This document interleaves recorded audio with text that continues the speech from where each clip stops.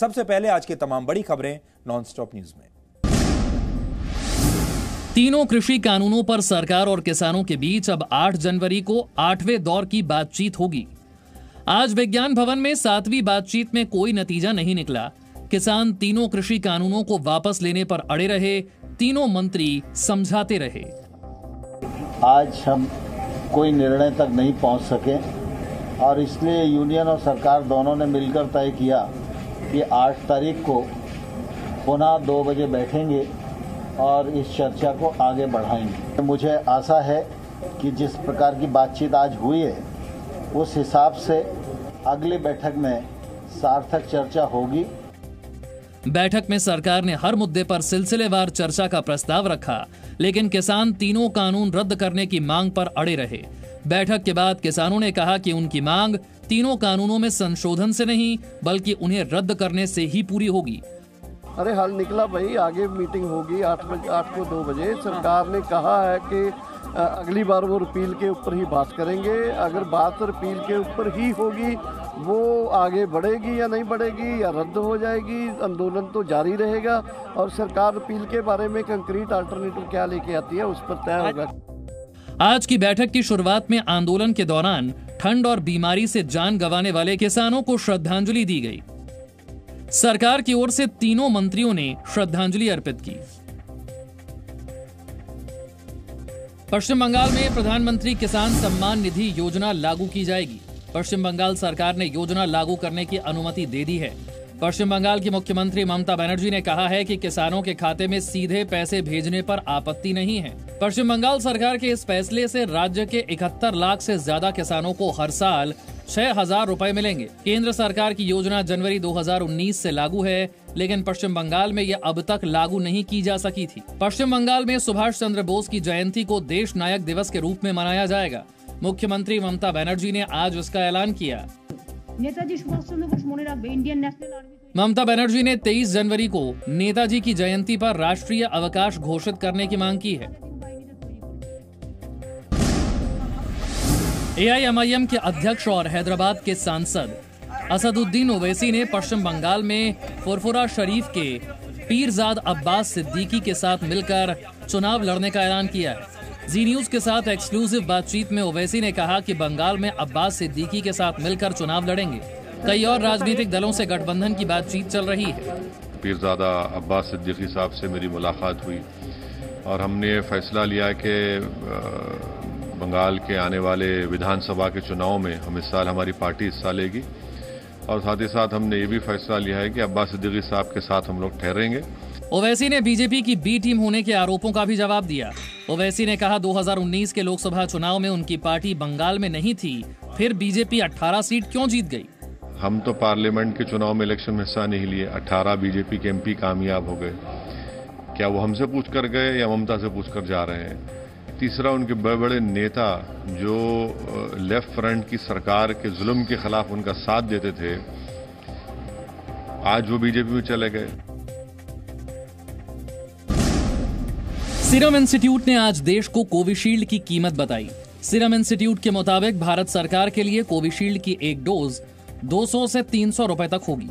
निजी बाजार में बिक्री के लिए कोविशील्ड की कीमत 2 गुनी होगी। माना जा रहा है कि मार्च-अप्रैल से आम लोगों के लिए वैक्सीन उपलब्ध होगी। आम लोगों के लिए वैक्सीन की एक डोज की कीमत 1,000 होगी और 2 डोज के हिसाब से 2,000 रुपए देने होंगे। वहीं भारत बायोटेक कंपनी ने आज प्रेस कॉन्फ्रेंस करके स्वदेशी कोवैक्सीन पर चल रही सियासत का जवाब दिया। It hurts a scientist who works 24 hours and he gets hurt, bashing by people for the sake of selfishness and for the sake of, to show they are intellectually above others. That's not right. देश में corona virus के संक्रमण की बात करें तो पिछले 24 घंटे में संक्रमण के 16,504 नए मामले सामने आए, जबकि 214 लोगों की मौत हुई। कोरोना की वैक्सीन पर जारी सियासत के बीच जी न्यूज ने आज सबसे बड़ा रियलिटी टेस्ट किया। जी न्यूज संवाददाता पूजा मक्कड़ देश में कोरोना की वैक्सीन लगवाने वाली पहली महिला रिपोर्टर बन गई हैं। उन्होंने आज दोपहर 2 बजे दिल्ली के एम्स जाकर भारत बायोटेक की कोवैक्सीन लगवाई।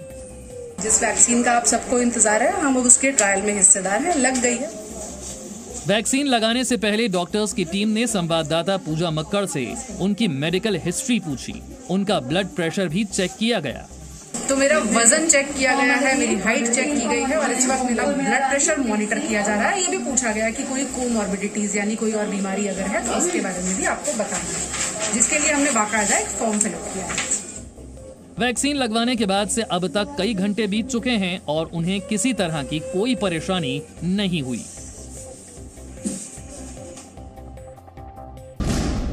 प्रधानमंत्री मोदी ने आज राष्ट्रीय पर्यावरण लैब की आधारशिला रखी। प्रधानमंत्री ने इसी कार्यक्रम में वीडियो कॉन्फ्रेंसिंग के जरिए एटॉमिक टाइम स्केल का लोकार्पण किया। इस मौके पर लोगों को संबोधित करते हुए प्रधानमंत्री ने कहा, क्वालिटी से ही दुनिया में भारत की पहचान बनेगी। नए दशक में ये शुभारंभ देश का गौरव बढ़ाने वाले हैं। साथियों, नया साल अपने साथ एक और बड़ी उपलब्धि लेकर आया है। प्रधानमंत्री मोदी कल ऊर्जा के क्षेत्र में भारत को आत्मनिर्भर बनाने के लिए बेंगलुरु में नेचुरल गैस पाइपलाइन देश को समर्पित करेंगे। प्रधानमंत्री वीडियो कॉन्फ्रेंसिंग के जरिए दिन में 11 बजे कार्यक्रम को संबोधित करेंगे। कांग्रेस अध्यक्ष सोनिया गांधी के दामाद रॉबर्ट वाड्रा से बेनामी संपत्ति के मामले में आयकर विभाग ने आज लंबी पूछताछ की। पूछताछ रॉबर्ट वाड्रा के दफ्तर पर हुई। आयकर की टीम वाड्रा के दफ्तर में 8 घंटे रही। रॉबर्ट वाड्रा ने आरोप लगाया कि ये पूछताछ उन्हें डराने और किसानों के मुद्दे से देश का ध्यान भटकाने के लिए की जा रही है। 5-7 साल में जो भी मेरे काम है उनके बारे में जो उनकी क्वेरीज थी वो सारे आंसर कर दी। फार्मर्स के इश्यूज हैं और उनको चाहिए कि अगर उनको कोई और मुद्दा मिल सकता है जिससे वो डाइग्रेस कर सकते हैं जो रियल इश्यूज हैं। आयकर विभाग ने रॉबर्ट वाड्रा को पहले नोटिस भेजे थे, लेकिन वाड्रा पूछताछ के लिए नहीं पहुंचे थे। कारोबारी वाड्रा पर प्रवर्तन निदेशालय भी मनी लॉन्ड्रिंग की जांच कर रहा है। प्रवर्तन निदेशालय ने मुंबई में शिवसेना सांसद संजय राउत की पत्नी वर्षा राउत से कई घंटे तक पूछताछ की। प्रवर्तन निदेशालय ने पीएमसी घोटाले में पूछताछ के लिए उन्हें 5 जनवरी को पेश होने का समन भेजा था, लेकिन वर्षा राउत एक दिन पहले ही पूछताछ के लिए मुंबई में ईडी के दफ्तर पहुंच गईं। बड़ी बात यह है कि संजय राउत को इस बात की जानकारी नहीं थी। हाँ, एक दिन पहले चली गई है। मुझे अभी पता चला आपके माध्यम से। मैं सामने ऑफिस में बैठा था तो मुझे पता चला कि वो ईडी ऑफिस में पहुंच गई है। बीजेपी ने इसके बाद संजय राउत पर तंज किया। आखिरकार संजय राउत परिवार को ईडी ऑफिस में आना ही पड़ा। पैसा एचडीआईएल का हो, पीएमसी घोटाले का हो, एनएससीएल घोटाले का हो, हिसाब तो देना ही पड़ेगा। इससे पहले प्रवर्तन निदेशालय ने संजय राउत के दोस्त प्रवीण राउत की 72 करोड़ की संपत्ति को भी अटैच किया था और आज वर्षा राउत से उनके खाते में 55 लाख रुपए ट्रांसफर किए जाने पर पूछताछ की है।